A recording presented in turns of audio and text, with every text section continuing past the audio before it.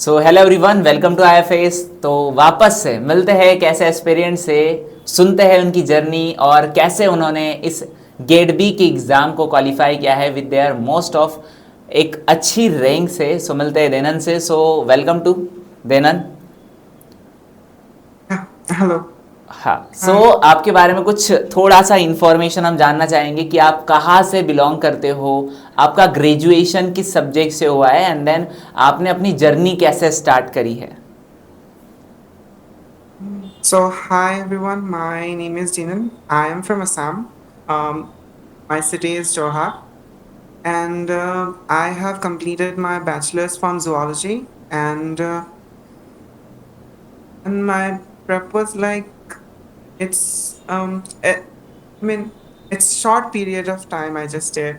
I got somehow qualified. Surprising. So yeah, चलो बहुत बढ़िया। सो आपका वैसे ग्रेजुएशन वगैरह कंप्लीट हो चुका है। yeah, yeah. ओके, सो किस ईयर में वो कंप्लीट हुआ है? I got it from 2024 last year. I okay took okay. a drop 1 year. So yeah. सो आप किस फील्ड में जॉब करते हो वैसे? No, no, I don't do any jobs. Okay I okay took a drop. Okay okay. Yeah, yeah. सो आपका जो वो 1 year था 2024 से 2025 का, उस ईयर के अंदर आपने किस तरीके से गेट बी की प्रिपरेशन करी है? Okay, so I somehow like I didn't thought that I would take a drop. Then I was like I was not sure that if I should continue masters or something. Then I took some time here. Then I thought that at this I think in the month of January I decided that I should do masters and everything. So I decided to prepare for it. So along with it, I also prepared for CUET PG and for Get B as well. And for that I prepared it.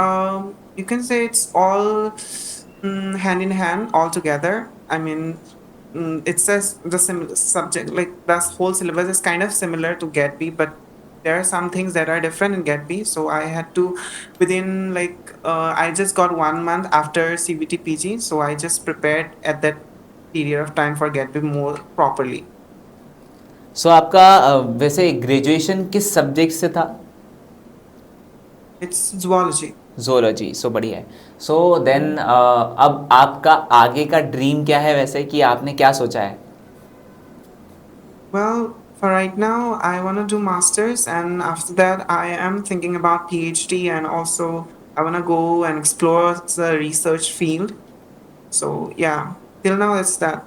चलो बहुत बढ़िया। सो आपका जब dream है कि आपको अब PhD करना है, सो मुझे ऐसा लगता है कि आपका वापस से आईएफएस के साथ में कनेक्शन ज़रूर होगा, बिकॉज क्योंकि पीएचडी के लिए एक एग्ज़ाम होती है सीएसआर नेट, और वो वापस से आप तैयारी करने के लिए होप्स हो कि आईएफएस के साथ ज़रूर कनेक्ट होगे। Yeah, yeah. Okay, so then मेरा नेक्स्ट क्वेश्चन ये रहेगा कि 2024 में आखिरकार लास्ट ईयर में ऐसा क्या हुआ था कि आपने 2025 तक एक 1 ईयर का पीरियड अपने लिए लिया है? So it was more of like I was not in a clear state of mind that what should I do after graduation, because I wasn't thinking it earlier that if I should do it or not do it. Then I also last year I also gave CVT PG, which wasn't that great. So that was kind of like demotivating for me. So I wasn't that in the right headspace that if I should continue, if I have a future or something like. So that's why I took some time for myself, and then I decided to do that. I wanted to do masters in the future, so that's why I choose to do it in this year. That was basically the main reason. चलो बहुत बढ़िया है। So then आपने ये सब कुछ चीज़ें करी, आखिरकार आपका जो वो गेप पीरियड था उसमें आपका स्टडी का टाइम शेड्यूल क्या हुआ करता था? Oh well, it's around like max. It's just 5 hours. It's not okay. much more than that because I can't study much more. So yeah.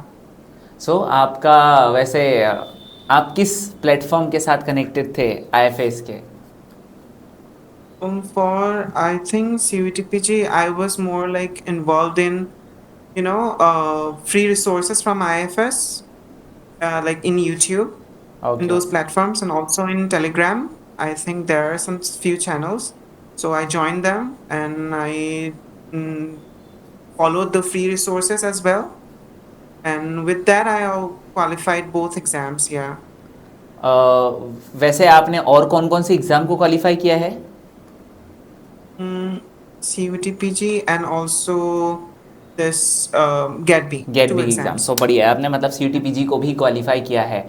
So then next Yeah. Question मेरा ये है आपसे कि वैसे जब आपका वैसे आप ऑल अराउंड 5 आवर्स ही स्टडी करते थे, आपका ज़्यादा फोकस नहीं था, Yeah.